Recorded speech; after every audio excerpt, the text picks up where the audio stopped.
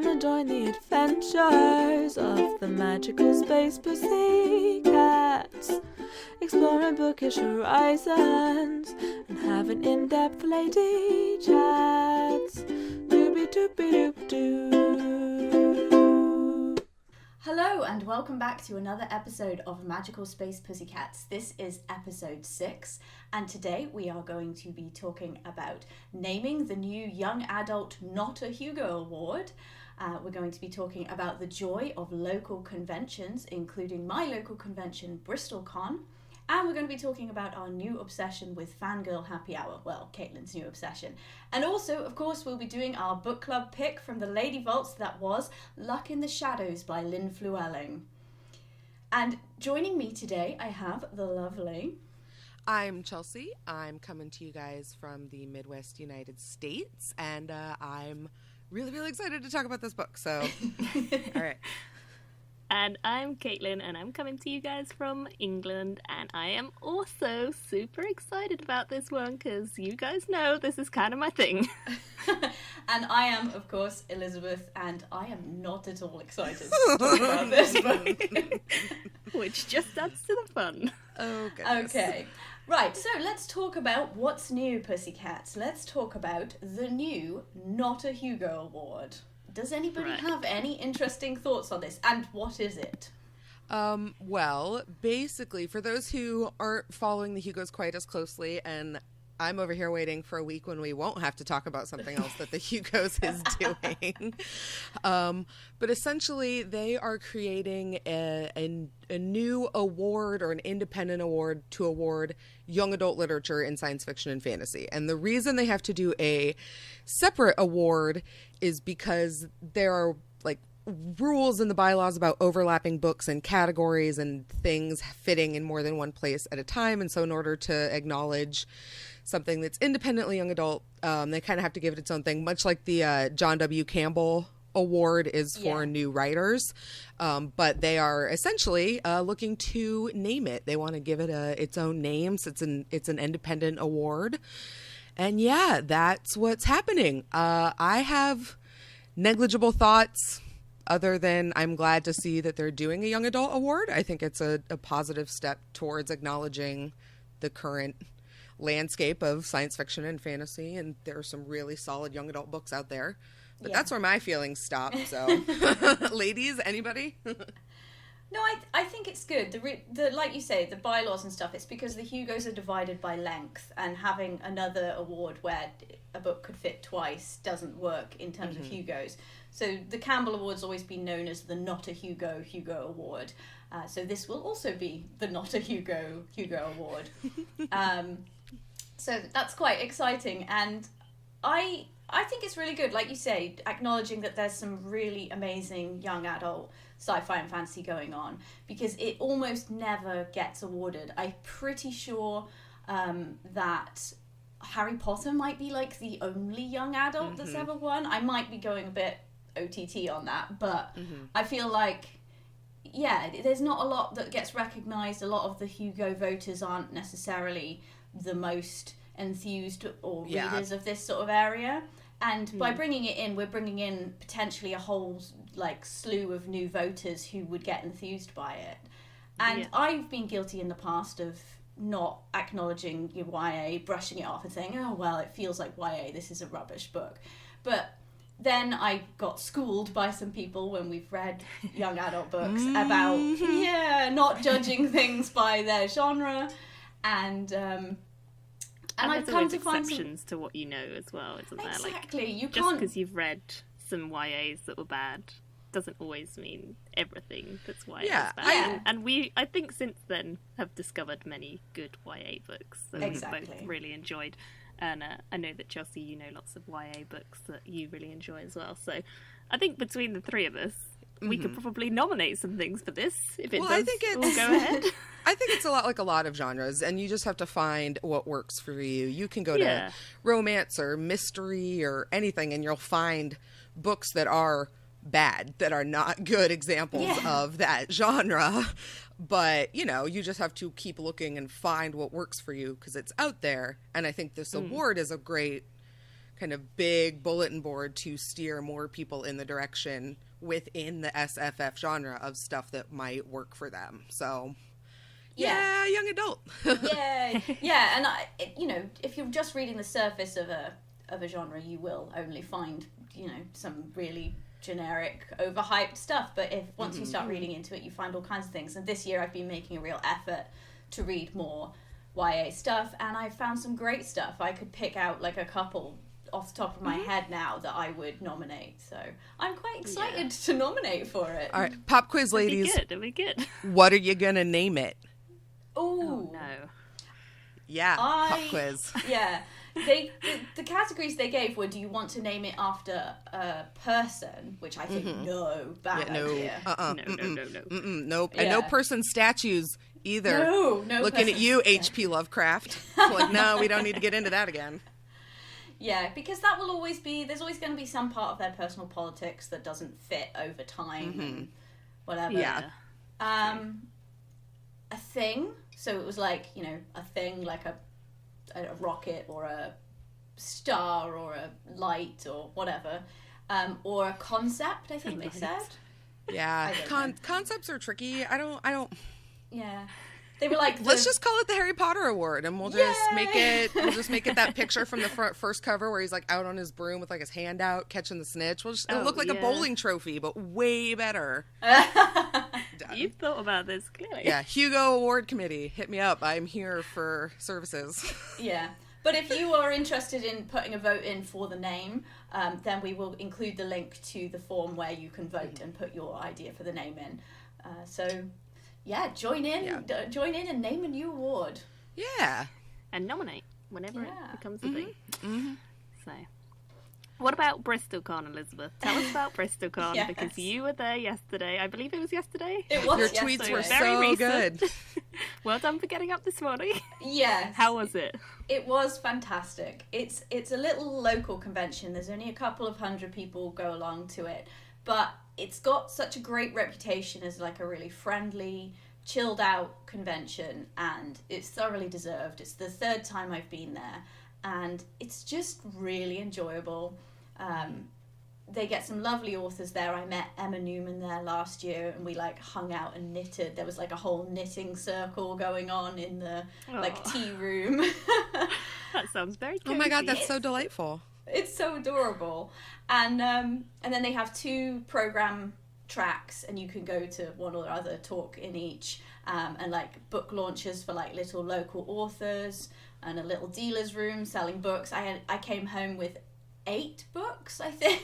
Ooh, nice. Not bad. Which is not bad, yeah. Not bad. And it was just really enjoyable. They do a quiz and they do games, and yeah, it's like everything that's enjoyable about the big conventions, just on a teeny tiny scale. Mm-hmm. And yeah, I just feel like if you've never gone to a smaller convention, if you've always aimed for the big world cons or Dragon Con or whatever, then try out a smaller one. It can be really rewarding, really enjoyable. You get more time to hang out with authors. Even if they're not the big name authors, there are some that you will love and you've read, and you can just, actually sit down and have a chat and a cup of tea with them without it being this huge, massive deal. Mm-hmm. No, that sounds lovely. Sounds absolutely delightful. I would like to go to BristolCon at some point. I keep meaning to each year, and always there's something that clashes with it. But one time I will go with it. Yeah. Well, I mean, even if, there are other local conventions all around, and more specific ones for different interests, like the Discworld Con that used to happen. I think it still happens.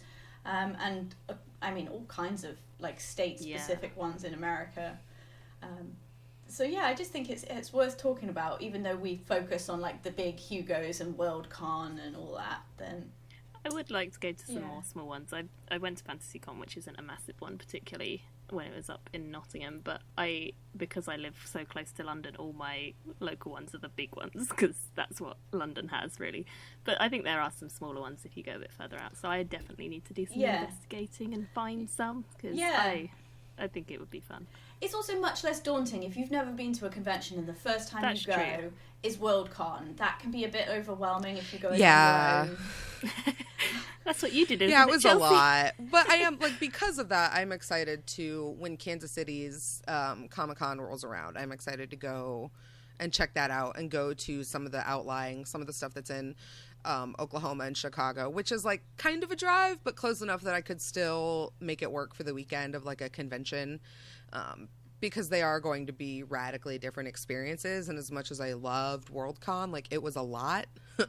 So I think going to something that's slightly turned down a little just in terms of scale and stuff would be probably, like, right in that sweet spot. So I'm excited to check out some of the smaller ones that are around.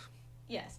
And the other advantage of the small conventions is that you can get involved, which is what I'm now doing. I have been recruited somehow onto the BristolCon committee, so I actually get to organise it. And panel planning, yeah.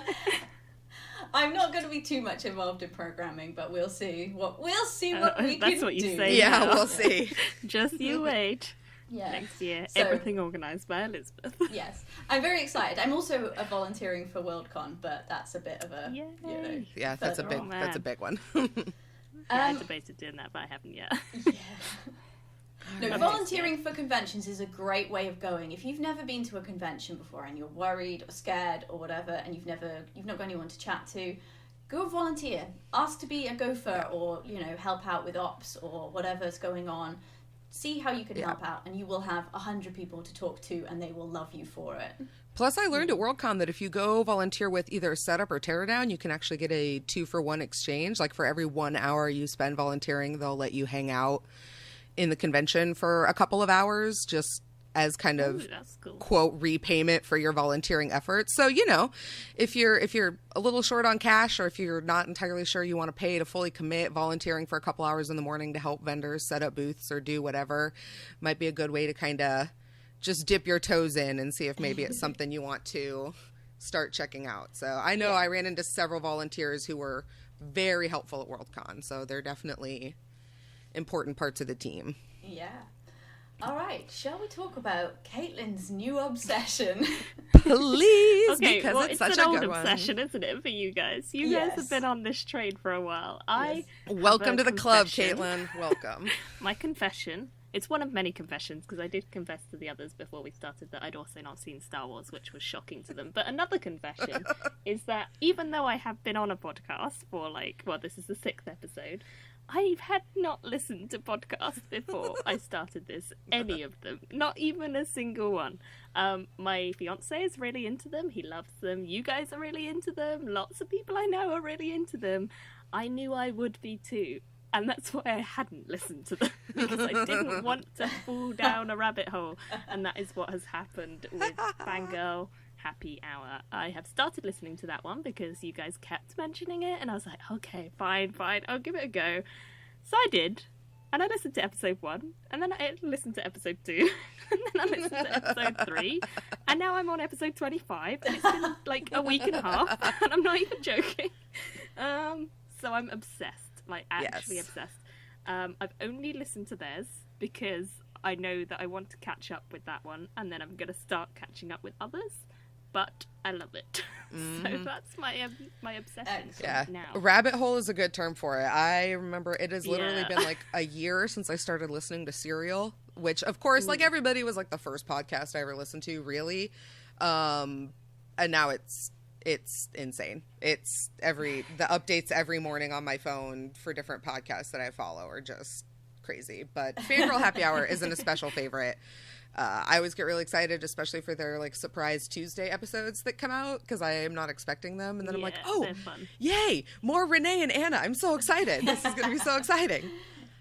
Plus, because she won't say it, Elizabeth was just on Fangirl Happy Hour and did an absolutely amazing job representing BookTube and the SFF community and fandom and all of those areas. So well done, Elizabeth. You did us proud. It was wonderful. Superb. Excellent. It was applause. Yes. It was lovely being able to talk to Renee and Anna in real life. Amazing, because they're so sweet, and I listen to them all the time and follow their blogs and stuff. So it was crazy being able to talk to them like real people. So hi both. But yes, lovely. And yes, welcome Kaitlin to the world of obsessive podcast listening. Next, I challenge you to listen to the Galactic Suburbia archive. Oh, there's like 150 episodes, and those episodes are long, girls. So like, brace yourself. That is a commitment. I'm ready. I'm putting the audiobooks to the side, and it's podcast from here on out. That's the one thing with podcasts. It's like fan fiction with regular reading. It's podcasts with audiobooks. Because I'm like, I really need to listen to that audiobook, but all these wonderful podcasts are here, so I'm so distracted. Yeah. It's been good, though. Yeah. It's been good. Speaking of good transitions and books I want to write fan fiction about, should we talk about Luck in the Shadows by Lynn Flewelling? Because this book is so amazing, you guys. Okay. Would somebody who's not me like to give a synopsis? Because I feel I'm going to go with Kaitlin. Caitlin's got like the high fantasy brain. I can't, Chelsea. You're going to have to do it because I read all three and I can't remember what's in what. Okay, that's fair. So you've got to do it. Ooh, I did not prepare for this. It's like a bad pop quiz. Okay, so there's several things happening. In the beginning of the book, we meet a young boy named Alec who is in prison for something I can't remember, but it's not integral. And he is escaped from prison by this essentially bard / spy / disguised man / stranger named, we learn, Serigil. And Serigil kind of takes Alex under his wing, and they go and they have several adventures, the first of which involves a poisoned disc of some kind that they steal and is imbued with some kind of dark magic. We don't learn too much about it in the first book, although it is heavily hinted at being very important later on in the rest of the novels.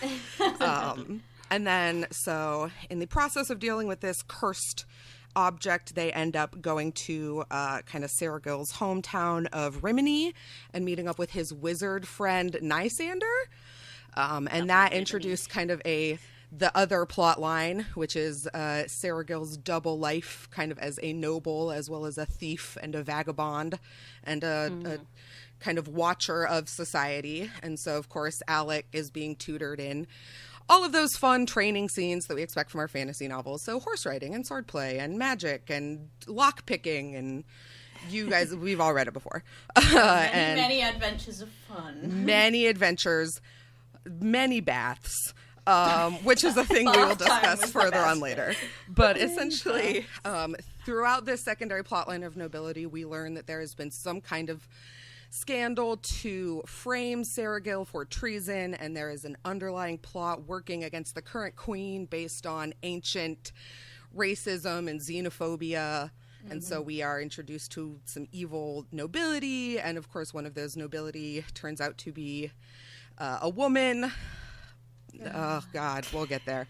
And they deal with her, and that is kind of the end of the first, the kind of internal plot arc of the first book. And then we end with Serigil and Alec going forth and having adventures in other lands to learn more about the dark magic and the political machinations. There's war a-brewing. So, how'd I do? Is that all right? Yeah, pretty good. Okay? That was perfect. Yeah. That was really good. I do not have a brain for high fantasy stuff, so that was, that was excellent. It's so complex and like lots of little plot lines that it's so, you're just like, this happened and then this other thing and then there's so much stuff going on. Oh, right. God. So, how did everybody read this book? Because like that, Kaitlin was saying it can really affect your reading, and you did it differently, didn't you? I did. I audiobooked these books. I'm halfway through the third book at the moment, and I've been listening to them on audio. And I love the audio experience for this book because of how delightful it is. It's such a delightful book, and the characters have a bit of a thing going on, underlying, they not do. so subtle, maybe gonna develop into a relationship kind of thing. And when you listen to that, it's like even more flirtatious than when you're reading it. So it was like, I was sat in my lunch break and I just heard like, oh, shall we go and take a bath together? And all of this stuff. And I was like, oh, wow, things are getting steamy. So it was all very exciting. It also means I can't spell any of the names, as Elizabeth corrected all my spellings when I wrote out the notes for this. That's fair. Yeah, but I know them by sound, phonetically. That's what I mean. And I really enjoyed the audiobook. I think I can't remember who the narrator is at the moment off the top of my head, but they did a good job, and it was quite a fun read, so I really enjoyed that. Yeah. I just now read it thinking in ebook, I so. should have. Yeah, I'm now thinking I should have listened to the audiobook because it was. You might it was have a had long more fun. read. Okay. But, yeah. So this is, we would say, a pretty traditional epic fantasy, right? Like the first book in a pretty traditional high fantasy series. Yeah. Except for say so. 2 things. Yes. Yeah. Ladies, although not main character ladies. So only half points, not full points. But ladies in a very kind of non-traditional gender role. Yeah. And so many boys wanting to kiss other boys and girls. Yeah. So much bisexuality in this book, and it's so adorable. much. Like, loads and loads of the characters are either gay or bisexual, and it is just an accepted part of the society in Rimini and in the wider country of Scala. But where Alec comes from, it's not. So you get that contrast of like learning about the world, and it's fantastic. Yeah, so that's why I wanted to go at it from that angle, because I think Kaitlin and I are usually pretty like on board for the epic fantasy just in general, but like Elizabeth, you're not, and like very unabashedly not really down for that. So I'm wondering how those kind of like subversions changed your predispositions towards this book, or how you felt about this book. No, I really liked the sexuality bit. It was wonderful to see that, just to see the ease with which it could be part of the thing. Because, so often there's these justifications of why books like trad epic fantasy is white, straight, male. Because that's how it was. Because that's what the readers wanted, and that's what society was. And and it's like, no, it's perfectly easy to do. It didn't feel unnatural. It didn't feel like forced in or a made up society, because that's what the real world's like. That's what a lot of cultures were like, that really happened. Right. Still happening. It's going on all over the place. Shockingly enough, there were gay people throughout history. It may shock you. Sorry. Fake shock. No, it was definitely good. Yeah. And the women, basically the women in the society were able to take on whatever role they wanted, whenever they wanted. So you had women being soldiers and women ruling countries, but you also had women just as dressed up in lace and finery and covered in jewels. And staying at home and doing that whole thing. Yeah, and it was the choice. It wasn't that they were always soldiers, that was the role that all women took. It was that they could do whichever in exactly the same way that men always have in fantasy. Some of them are, lords prancing around and dancing and going out and promenading, and some of them are soldiers. You can do both. Shocking. Yeah, and that's because is it Micum? Is that how we're saying it? Yes. Sarah Gold's friend. He's got 3 daughters who pretty much like perfectly embody that, because the oldest one wants to be a member of the Queen's Horse Guard. The middle one wants to be a scholar and go to like the university essentially. And then the youngest one, who admittedly is only 6, but still just wants to do the pretty dresses, princess, royalty kind of thing. And it's just so there is no shame involved and no questioning and that's the thing, is it's so refreshing. Not everything always like we just want the choice, guys. We just want the choice. That's all. It's really not that hard. It's just so nice to see it. It was a little bit of a bummer that the main main villain within this book's story arc was female. I mean, it was okay. But it didn't feel like she really was the main villain. Like, it was one of the things I felt about this book was the whole book felt like a build-up to something else. This was just the prequel. Yeah, like this is clearly just like planting the first seeds in all that stuff that's later on. Yeah. So this is why I find it hard to like remember what happened in this book. When I was going over the synopsis with you guys and like rereading bits of it, I was thinking, oh my god, there's so much that happens in book 2 that's way more important. Yeah. So I think, definitely the ladies come into it a lot more later on, but this book, not so much. Yeah, and that really bugged me, because it was like there were lots of ladies in the world, thank goodness, because there are some fantasy and science fiction books, especially older ones, where where are the women? Where'd they literally, go? like, do they not exist in this world? Yeah, where'd they go? How do you procreate? Like, they're typing in the background, cloning? Elizabeth. They're busy. They're busy typing in the background. You just can't hear them. They're not saying anything. Oh, it's the worst. Yeah. Anyway. But there were loads and loads of women, but they were all minor characters. Yeah. So it was like, and I feel like that's done a lot in books where you're like, you know, there's supposedly like diversity or equality or whatever, but all those diverse characters or all the women play only minor roles. So, you know, Alec is a dude, Seragil's a dude, Mycom, their like major sidekick, and Nysander, like there was a lady wizard. Yeah. There was a lady wizard, but she only came into it minorly. Why couldn't she have been the main wizard? There was a queen ruling and princesses, but they were only minor characters. You had you know, the villains. There were plenty of villains, but they only came into it.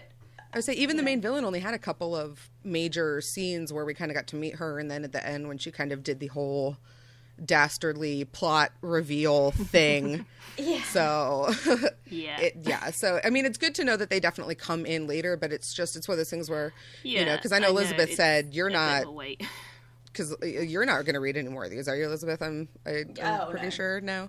So you know, so that means that, you know, this reading experience probably wasn't as full as it could be because it is such a small step down the path to this huge book series, which, you know, is something that you run into with first books, but also not always quite like this. Some books do it a little bit better than this one did, I think, but I really enjoyed it. Know, I loved the world that she was creating, you know, the world of this city and the country that it was representing and whatever, like that was amazing and I loved that, but it was all the intervening stuff, the other stuff, oh my god, the info dumpy stuff. Even I will admit, towards the end of like Alec's training sessions, I was just like, oh my god, I get it, it's fine, like, oh my god. So many training montages.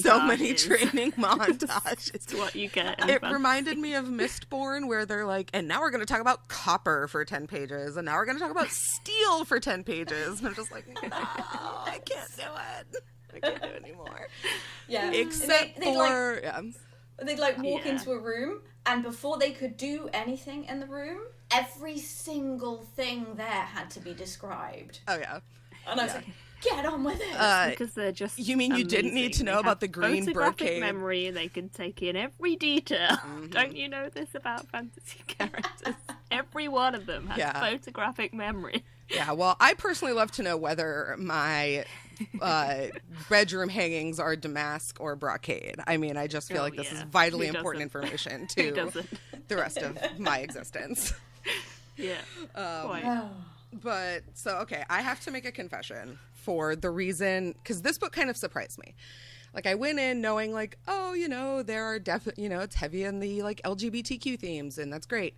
But, like, this book stole my heart in a way that I was not ready for. And it's because I am such heavy found family trash. Like, this whole dynamic that Sergil and Alec and Mycom set up reminded me very heavily of the first Gentleman Bastards book, Lies of Locke Lamora, with this kind of like disparate group of petty thieves and witty young gentlemen brought together by this like wizened older mentor figure, which, oh my god, I just realized describes like 75% of the fantasy novels I've ever read. But I'm just, that whole dynamic, and especially with the kind of angsty elements of Seragil pining for Alec, I just found myself like clutching my heart and being like, oh no, it's so good. Oh man. So that is, it got me. This book I might be completely unable to be like objective about the quality of this book because that was just so good for me. The relationship dynamic was interesting between Seragil and Alec, like, because for anyone who hasn't read it, who's listening, like, he takes him under his wing as an apprentice, but he has this obvious attraction to him, Seragil to Alec. Alec has a bit of a like, well, he's a handsome man. And then he has these moments like Sergil cross-dresses as a woman, and he's constantly like talking about how beautiful he is, or like when he gets to see his bare chest. And it was all very romantic. And anytime Alec just like blushes because Sergil's naked, I'm like, oh, red flags. These are red flags. This is an indicator. Yeah. So funny. But it made it, and Sergil tries to maintain it as a friendship and as a, looking after him as the master to the apprentice and whatever, despite this. But it did sort of, there were moments where I was like, maybe this is a little bit creepy. Like, because he is in that position of power over him. I didn't feel that creepiness. I was like, this is so romantic. I really want them to get together soon. I mean, while I didn't feel it, because again, trash who can't be rational, I think looking back on it, I can see there's such an allegiance that Alec feels to Sergil because Sergil rescued him from prison, and that sets up such a different power Alec dynamic. Gets rescued from prison by Sergil for a crime that Sergil committed. He's in there because people think he's Sergil, so he's like screwed by Sergil. Yeah. The moment he meets him, poor guy.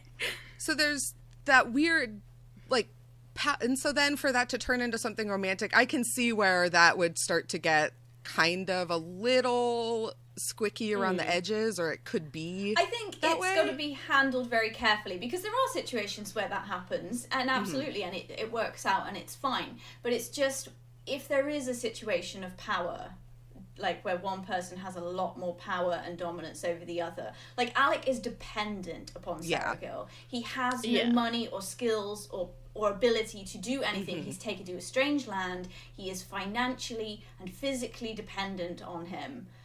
And then to be in this position where there's this budding romance, yes, that's legit and happens and is great, but it's got to be handled so carefully. Yeah. And there are... Yeah, that's true. And then there are those scenes, The good thing is that we don't get Sergil forcing himself on Alex at any point of this. There is none of that sort of weird relationship turning dominant or anything. It's very much he knows he's got feelings. Other people realise he's got feelings. Quite a lot of other people, except for Alec, of course. But nothing happens until Alec is kind of there already. And Alec's the one who's like, you know what? No. Spoilers later.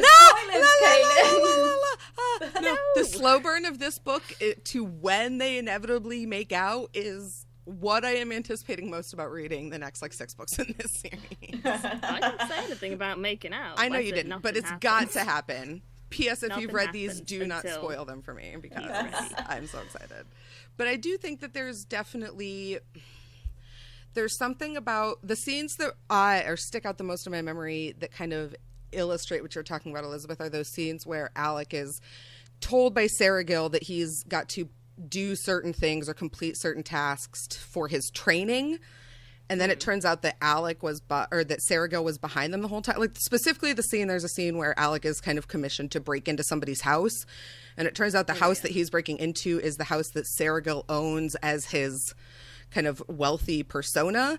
And it makes Alec feel really embarrassed and kind of manipulated and taken advantage of. And I think that comes across, like, as the reader, because I was sitting there and I was like, yeah, that's not...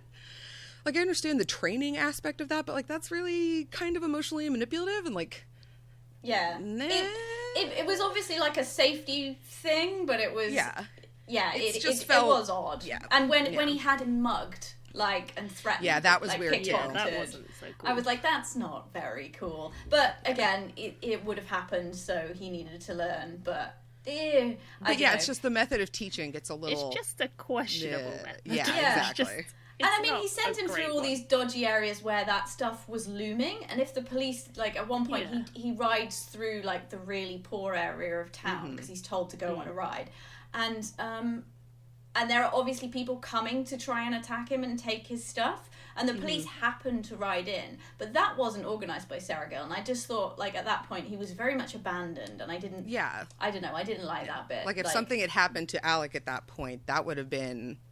fully on Sergil for... There were moments where he just didn't take that master apprentice thing as seriously as I wanted, but I don't think that was, you know, played on the relationship dynamic. That was just a like, he was busy dealing with other stuff kind of stuff thing. Yeah, and Sergil is very much so that, I mean, he's one of my favorite character archetypes, that kind of wealthy asshole who is also broken inside because tragedy, but also like is a playboy. So he's very distracted in town because he's got these several different personas that he has to keep up, and that often leaves Alec kind of a couple steps behind in the dark, kind of lagging to catch up, which by the end of the book started to feel a little like, you know, come on, like he's indicated to you that he can kind of hold his own, like let's start to bring him up to speed on some stuff. There's also the typical age thing that comes with non-aging characters. Yeah. This comes into vampire novels a lot, but in this, with like, you have different magical races, and Saragil is of one of the magical races. So also you have the wizards, and they don't age. So Nysander, their wizardly master, who is like older, doesn't actually look much older. Like, he has a little red moustache or something, I think it comes out at one point. And like, Saragil is 58, but he looks 25. And Alec is 16. Which, like, 16 to 25 is already starting to get a little towards the line. Like, 16 to 25 is quite a gap if Saragil were actually 25, which he's not. Yeah, that's true. And I mean, he's meant to be of a magical race, so, you know, in terms of his own race's maturity, he is a very young man. He's barely older than Saragil, than Alec. But I don't know. I don't know how that plays off, you know, how you play that off in a fantasy world where it's like, okay, in your race, you're considered like a teenager as well, but you do have 58 years of experience. Yeah. Like, I don't know. I always find that a weird one to try and balance out, because it's like, if you find it weird in Twilight that Edward is 100 and whatever, and going out with a 17-year-old girl, icky. Why is it less weird in this? Because I want it to be. Yeah. Because I really like this relationship and it's not emotionally abusive, so I want to just ignore it, even though it is super problematic. Yeah. I mean, you know, legit, like, age difference relationships can work out completely fine. Yeah, but that's a big I can't say anything because I've read the next books and there's answers in the next books to what you're saying. So I will say nothing. Well, that's good to know. But yeah, maybe it's because it's not at, like, he's a 50 and not 150. Yeah. Like, I mean, at this point, Elizabeth, it's all just, like, self-justification for my problematic faves, but it is definitely a normal... Yeah, it's definitely a dynamic that is a little... It's not like, oh, I've outlived all of humans that I knew when I was a baby, and now I'm in, like, 10 generations later, I'm just going to find a new person, like Twilight. But I think, you know, maybe if you're going to do that in a fantasy or science fiction world, that's a really interesting thing to explore. Like, what do people do when everybody around them dies, and ages at a rate that they don't?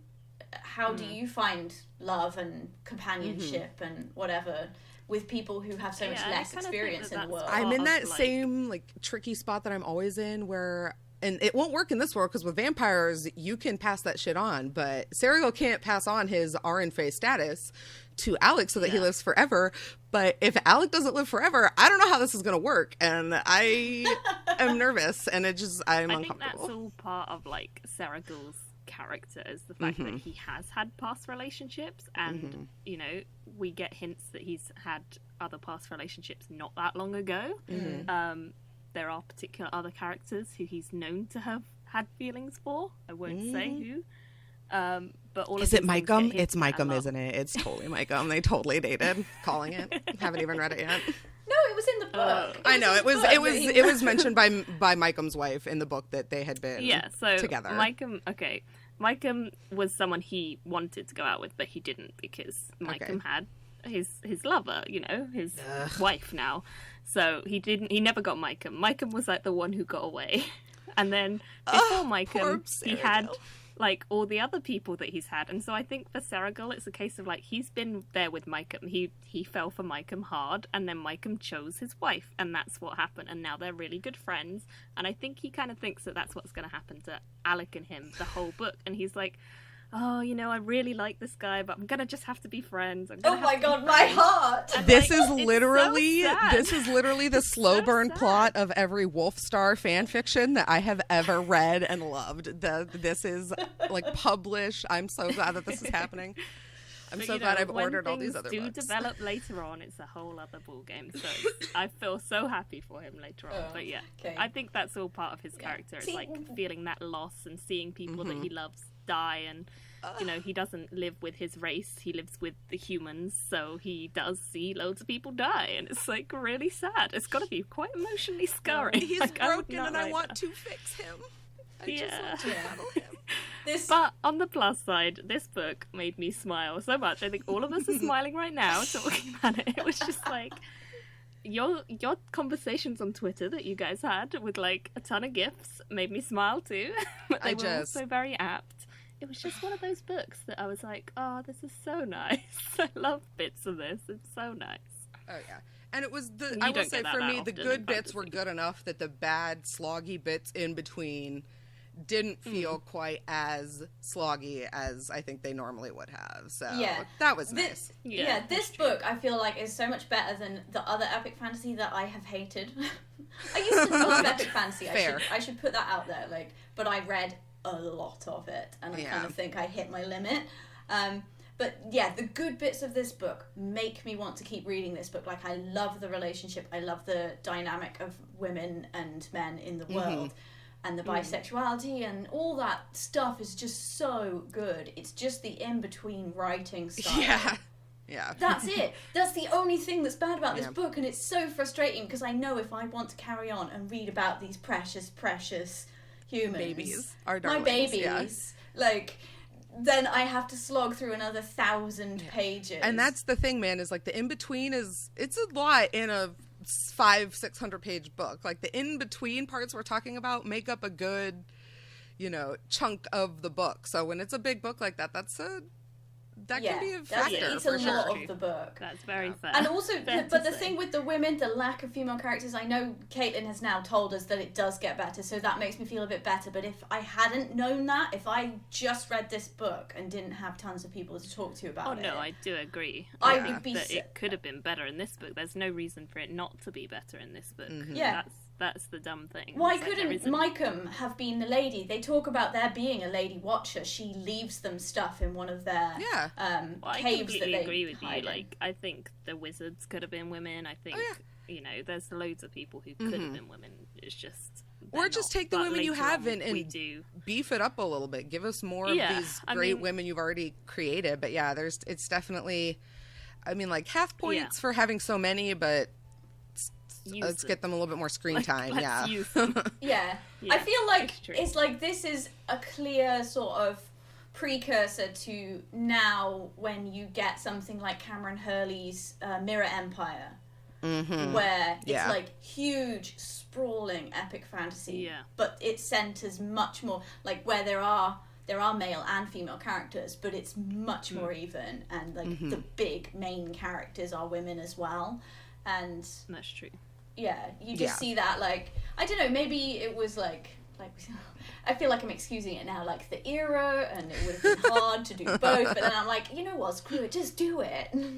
Well, and it's, you know, it's one of those things where any representation is great representation, but I just think that we have come further now in our kind of societal understanding that now just one form of representation isn't quite hitting the bar anymore. So like the LGBTQ representation in this book is great, but there's no reason.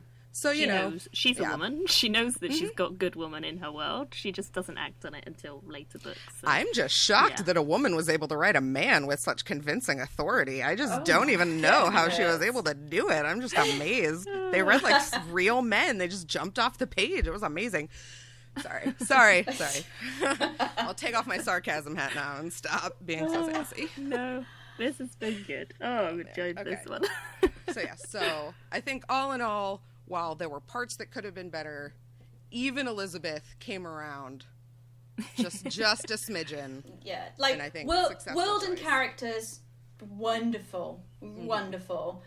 Writing, if you don't like epic fantasy, you're not going to like it. But you might be able to slog through it just for the precious babies.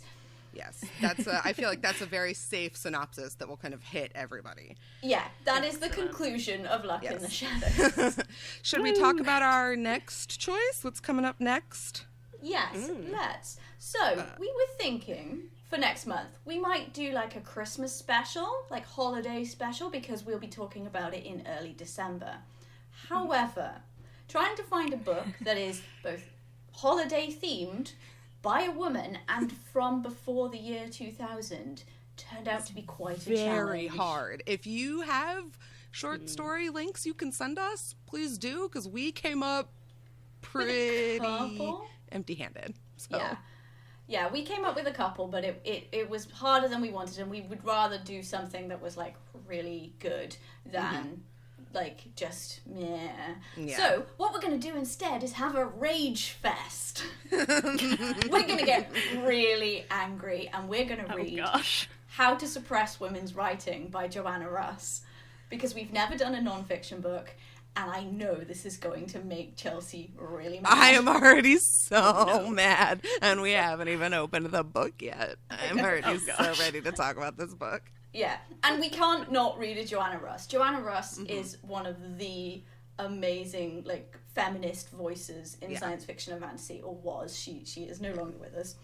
But her books are fantastic, and this is her non-fiction book. And just the cover of it, which has got, like, some of the lines, is enough to make your head explode. So mad. Like that's the only thing. I'm just sitting here looking at the Amazon page, reading like the subtitle under the How to Suppress Women's Writing, and I'm just like, this is all such bullshit. I'm so mad right now. I'm so ready to talk about this book. So we thought we'd mix it up a little bit with something nonfiction, but still in that SFF wheelhouse. So if you've read it, or if you want to pick it up and then come rage with us, we are here for you. Yes, we thoroughly recommend that you join us and join the Holiday Rage Fest. That's what we're going to call it. Yeah, nothing balances out the joy of Thanksgiving and Christmas like feminist rage. So please come join us. Oh, good. Yes, I'm going to get that t-shirt that just says, "Ask me about my feminist agenda." No, Elizabeth, I don't have the spoons to talk about Chelsea Kane. I can't do it. Oh my god, I know. Oh god. But for real, ask me about my feminist agenda, because that was some bullshit. Okay, so that is what's coming up next. We look forward to your thoughts on it, and we look forward to our thoughts on it. But what are we reading now, Chelsea? Okay, I'll go first. I am reading several things. For those of you who just came out of your hole in the ground, America is having an election. And voting takes place in, probably by the time this goes up, like just a couple of days. America will have a new president. I'm very frightened, and my gut instinct is to retreat into politics stuff that's fun for me. So right now I am reading the Alexander Hamilton biography for Nonfiction November by Ron Chernow, the big one, because obviously... and then I'm listening to Les Mis on audiobook, Les Miserables by Victor Hugo. You're having like a whole musical themed thing, aren't you? Yeah, like it's a whole thing that's happening. I don't know why they both happen to be musicals and both happen to be political, but it's making me feel much more like cocooned in political safety. And then part of gearing up for National Novel Writing Month in November is I'm reading a ton of fan fiction.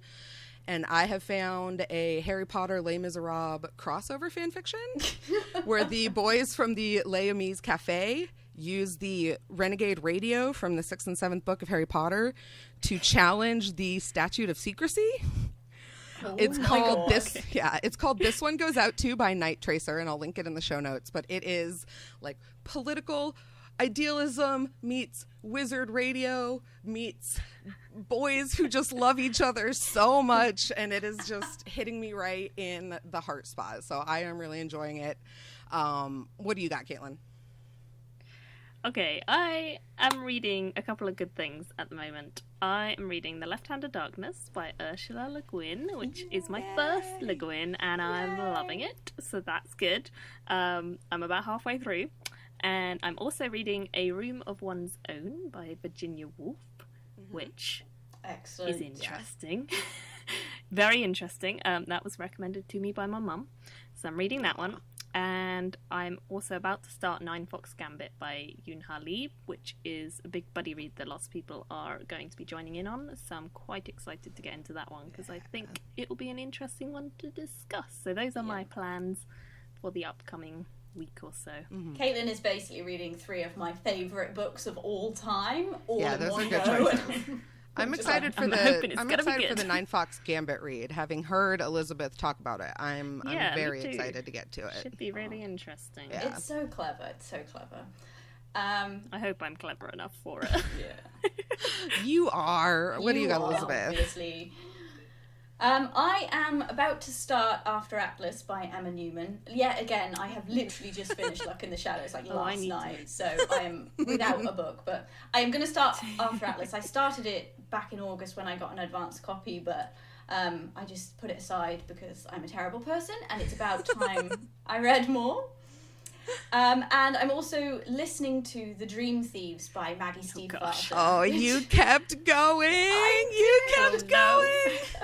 For those who don't know why they're squeeing, I started reading The Raven Cycle and had a bit of a meltdown on Twitter about Welsh history and pronunciation and terrible, terrible, misogynistic, rich boys being awful. I am literally just rolling around on the floor with laughter, remembering these tweets coming out of Elizabeth as she's reading the first one. Oh my god, I was so angry. But it did get a bit better, and the bits that are good, it's like Luck in the Shadows. The bits that are good are really good. Yeah.